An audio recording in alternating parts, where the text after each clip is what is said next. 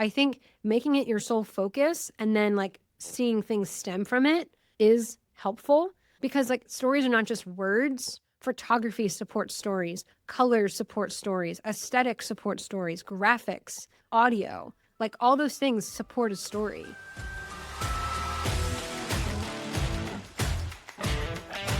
Today on the application, I'm joined by someone who isn't just crafting marketing campaigns, she's crafting stories that matter. Kelly Peiffer is the Vice President of Marketing Communications at Manor College, and she's here to walk us through how her team uses storytelling as a strategic lever, not just for brand awareness, but to drive enrollment, engagement, and institutional alignment. Welcome to the show, Kelly. Thank you, Allison. I'm really happy to be here.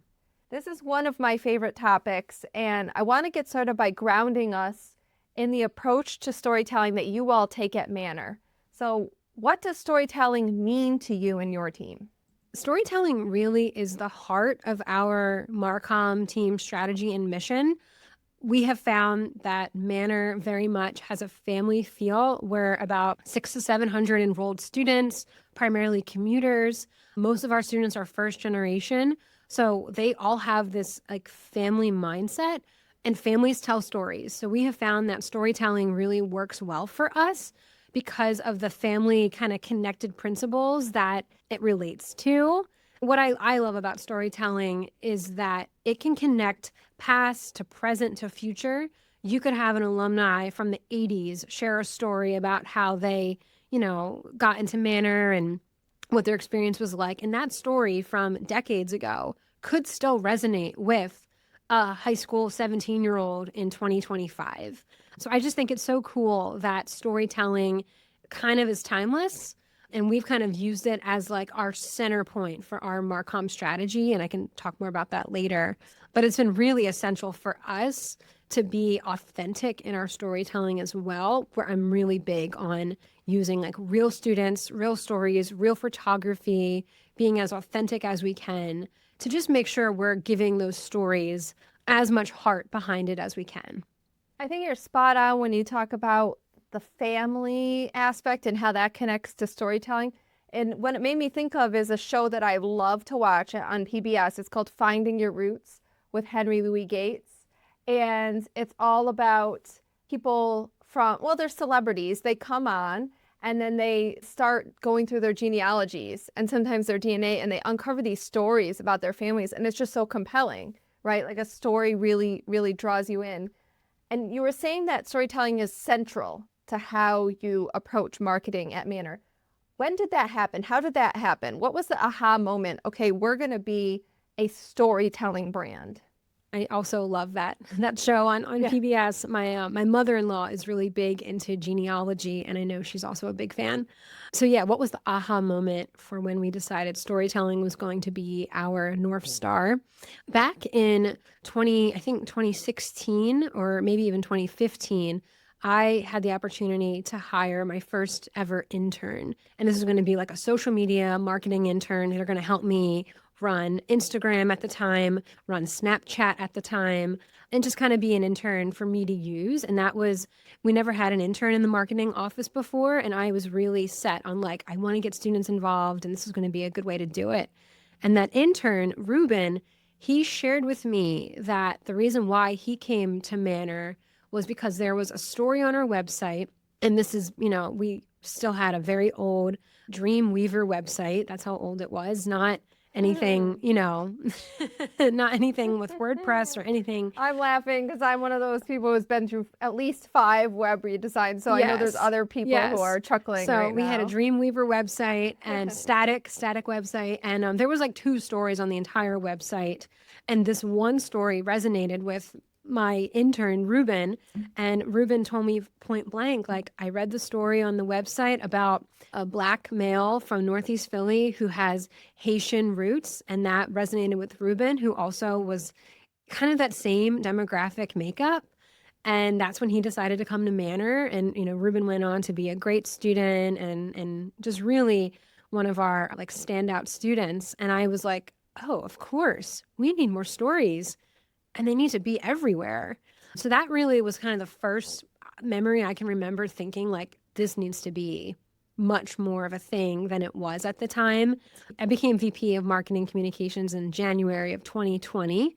Didn't know what was coming yet with the pandemic, but right away I knew we have to make storytelling the core of what we do.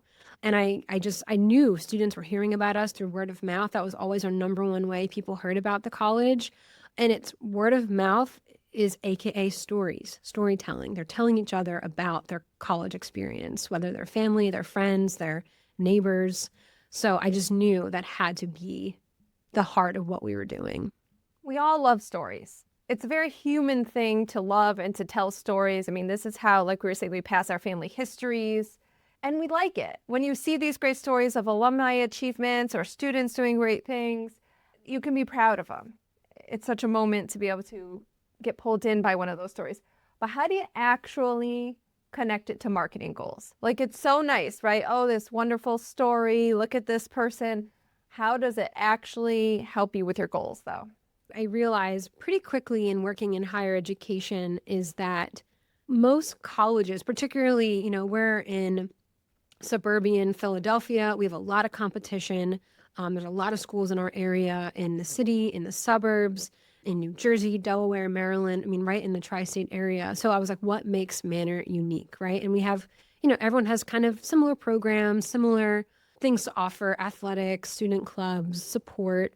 So what we kind of adopted was a hero's journey. And that just means that, like, no matter what we have to offer in terms of programs or tuition or dorms, what makes Manor unique is the people who come here.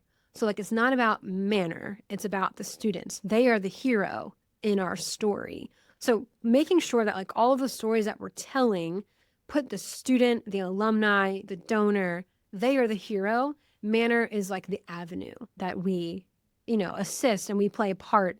We're like an era in their life. So how do we connect storytelling with marketing goals? A few things. It is a written out line item in our strategic plan. So we have an institutional strategic plan at the college. I have an opportunity to sit on our leadership team, so I do have a say in what goes into that plan. It was on increasing the number of stories was a written out goal in that strategic plan for the last 4 years, and we're currently creating the next iteration.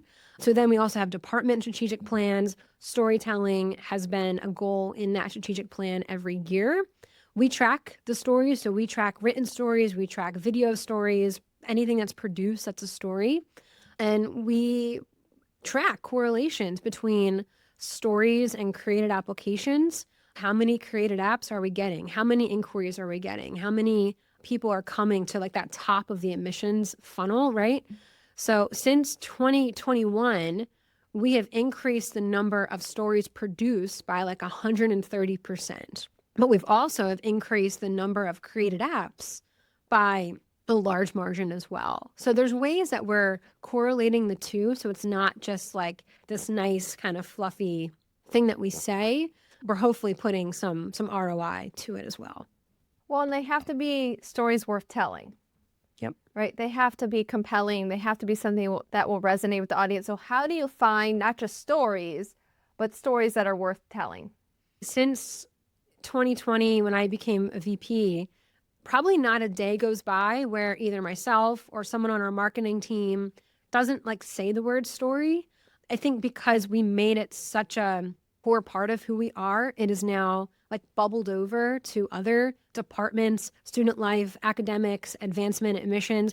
Everyone at the college knows that, like, marketing is always looking for stories, because it's hard for, like, just the marketing team to find the stories, right? We need to rely on other collaborators. People coming to you. Right. Yeah. People coming to us. So for a few years there, I made it a point, like, any leadership meeting I was in, any kind of group setting I was in, I would always, like, kind of plead with the group, like, please tell me your stories. Please tell Anthony, our director of marketing and content, tell him the stories. If you have a great guy on your soccer team, if you have a great student in a chem lab, we need to hear it.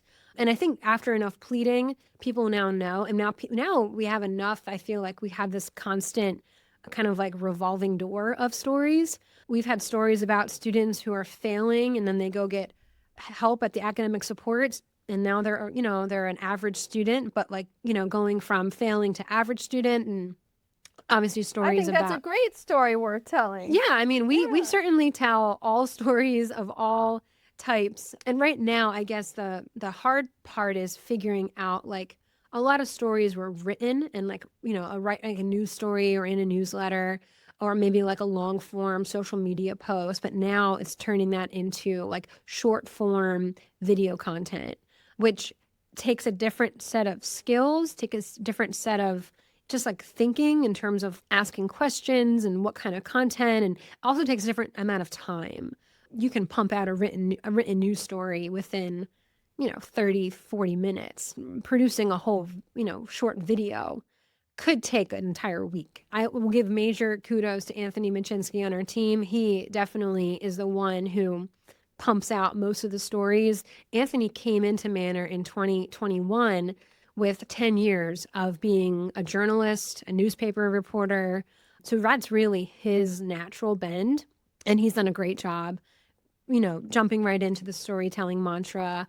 And now he produces video, he does a lot of photojournalism, and just really finding the right media forms to tell these stories has been a real strength of his. Everyone's going to be looking him up on LinkedIn now, Kelly. I don't know if I would have revealed that. No, I'm just kidding. And I've met Anthony myself, and he's wonderful. So it's, team matters, right? Like, it's one thing to we're going to be this storytelling brand, and that's going to be one of our major strategies for how we conduct our marketing. It's another thing to have the team that's willing to execute it, and also the team that's willing to learn new skills to be able to execute it. Like you said, a lot of us came up through marketing with an emphasis on writing. Well, this is a whole different kind of skill level of being able to produce these videos, especially in short form, and in a way that engages the audience. That's not easy. It's not. And it's changing often. Another great example of that is podcasting. So we have a podcast at the college called The Nest. It's available on Spotify and YouTube, shameless plug. And it's an alumni storytelling podcast. And it's stories about our alumni and how they, what they did at Manor and then what they're doing now in their careers. And I'm the host, so finding ways to ask the right questions, but, making audio content and video as well is a new challenge, but it's a new way to tell stories. You would have written a profile before. Exactly. Yep. And so it's completely new. So kudos to your team for sort of keeping up with the times. I'm wondering you have these stories. Do you align them to different parts of the funnel to be able to make that connection between the storytelling and enrollment? Is that one of your approaches? Now that we've been doing this for a number of years, we took a bit to figure out what are in the calendars. Like, okay, there's incoming new students. Let's do a new student series. So we have a new student, new Blue Jays series, we call it, during the summer. Usually it's to hopefully help with summer melt.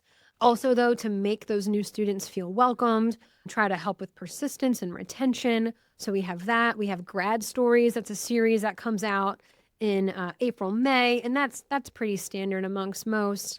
But we definitely have stories throughout the year that have become like staples. And I mean, every year it changes who we're featuring or who we're talking about, but trying to tie them to parts of the funnel. The podcast that I mentioned already, The Nest, the real intention with that is to help enrollment. So when we do an interview with an alum, they're an alum from maybe Northeast Philly, they went to Frankfurt Charter, they studied early childhood education, and then we hear about their career, and now they're a director of a daycare. What we're doing is we have a whole spreadsheet for our admissions team, and we're aligning like the alumni, the profession, the major they were, and we want them to share these podcasts with who they're recruiting.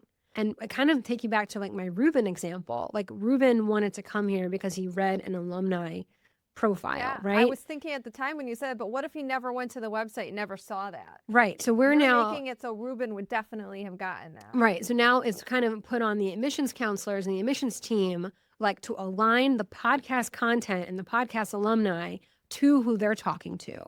So that's kind of been a nice tie-in. We just started doing that this past January. So we're tracking things and seeing how it's going.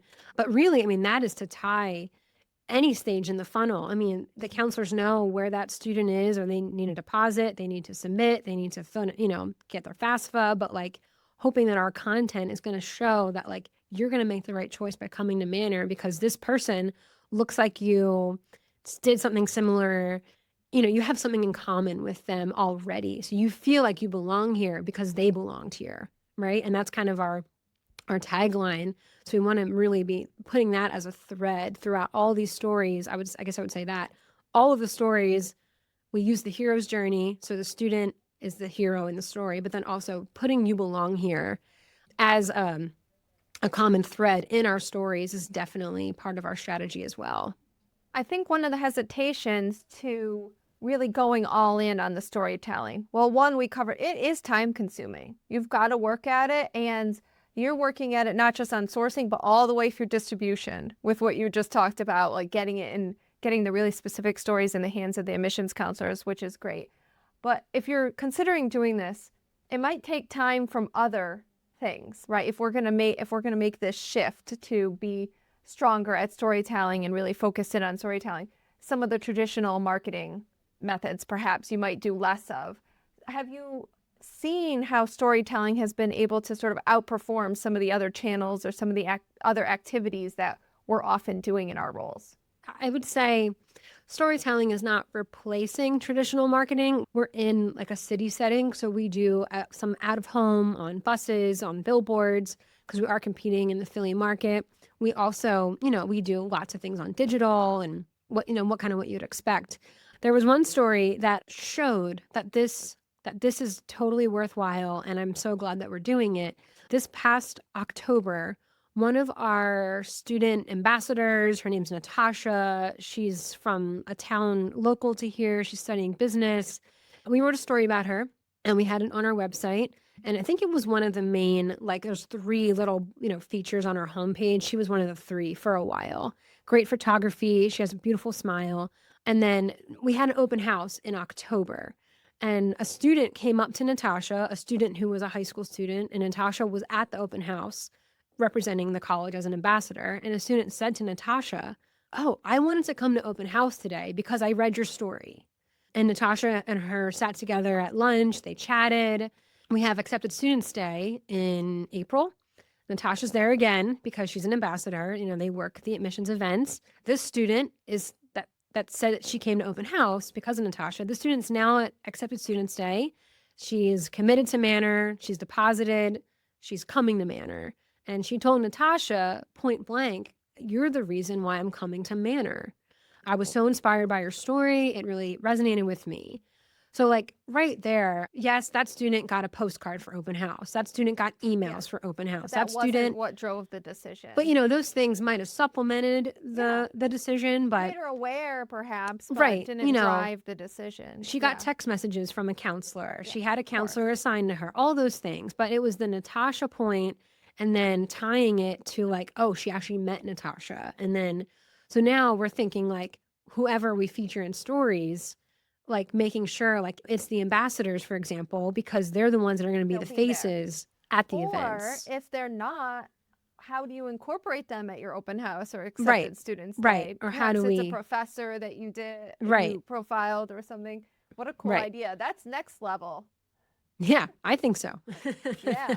And we've heard before that students who read about, like we had a Ukrainian student start last fall, and another Ukrainian student read the story, and then the first day of school went up and said like, "Hey, are you Ukrainian? I think I saw a story about you." And they started speaking to each other in Ukrainian, and now they're like best friends. And like we hear these things, like stories are what kind of maybe breaks the ice sometimes for people. Even on such a small campus, it still, those kind of things happen. I definitely think I wouldn't say it's outperforming traditional marketing all the time, obviously, but I think having it in like your media mix is certainly beneficial. It's interesting to me, the examples you're sharing, it's so tied to the person's identity. Mm-hmm. And that is the piece that really they're connecting on. Yeah. Well, that's what resonates with You Belong Here.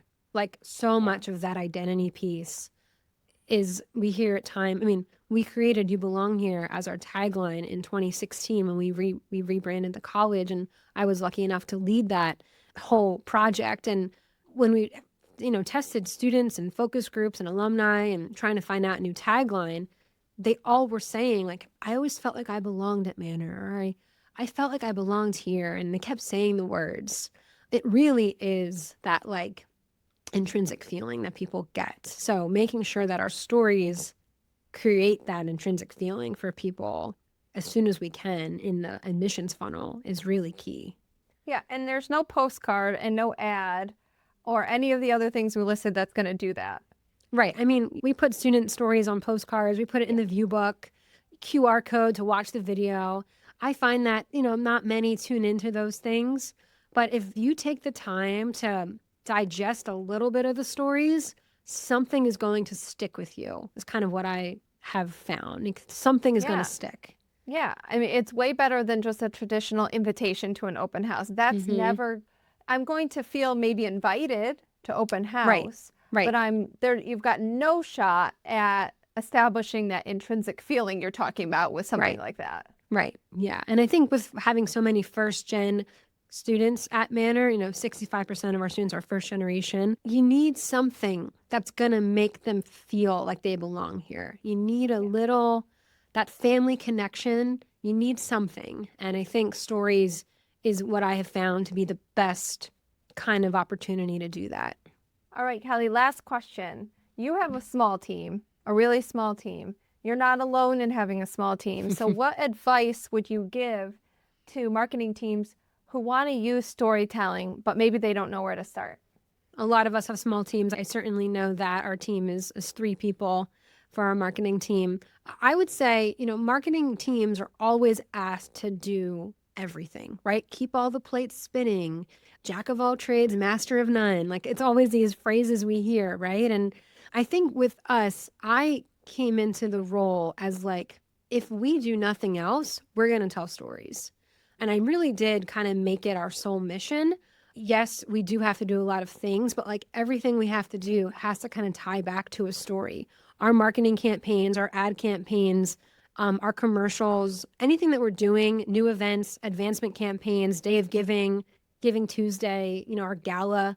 These are all things that we're a part of, heavily a part of, but like it all goes back to a story we're telling. The gala, we're going to honor so-and-so, and we're going to tell those stories in videos at the day and in photo tables. And you know what I mean? Like everything goes back to a story with us. So I think making it your sole focus and then like seeing things stem from it is helpful because like stories are not just words. Photography supports stories, colors support stories, aesthetics support stories, graphics, audio, like all those things support a story, So I think that's really key.